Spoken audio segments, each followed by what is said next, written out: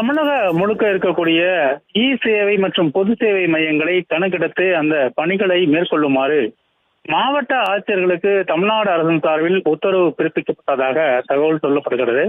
குறிப்பாக பொதுமக்கள் அனைவரும் தங்களுக்கு தேவையான வீட்டு வரி, அதே போல குடிநீர் வரி உள்ளிட்ட வரிகளையும், ஜாதி சான்றிதழ் மற்றும் வருமான சான்றிதழ் உள்ளிட்ட சான்றிதழ்களையும், பட்டா சிட்டா அடங்கல் உள்ளிட்ட பொதுமக்களுக்கு தேவையான அரசினுடைய சான்றிதழ்கள் எளிமையாக கிடைக்கும் வகையிலும், இணையதளம் வாயிலாக அவர்கள் எளிதில் விண்ணப்பித்து அதற்கான விண்ணப்பங்களை பெறுகிற வகையிலும் தமிழ்நாடு அரசின் சார்பில் ஏற்கனவே கடந்த 10 வருடங்களுக்கு மேலாக சேவை மையங்கள் பெருமளவில் பெருகியிருக்கிறது. இந்நிலையில் அதை ஒழுங்குபடுத்தும் விதமாகும்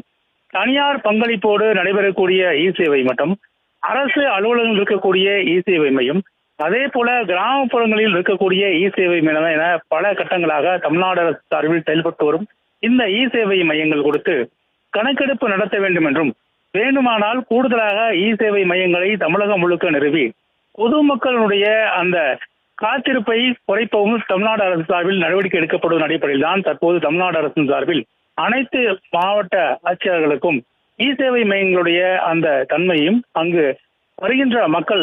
சராசரியாக ஒரு சேவை மையத்தில் பொதுமக்கள் பயன்படுத்தக்கூடிய எண்ணிக்கையில் அடிப்படையில் கணக்கெடுக்க வேண்டும் என்றும் அறிவுறுத்தப்பட்டிருக்கிறது. அடிப்படையில்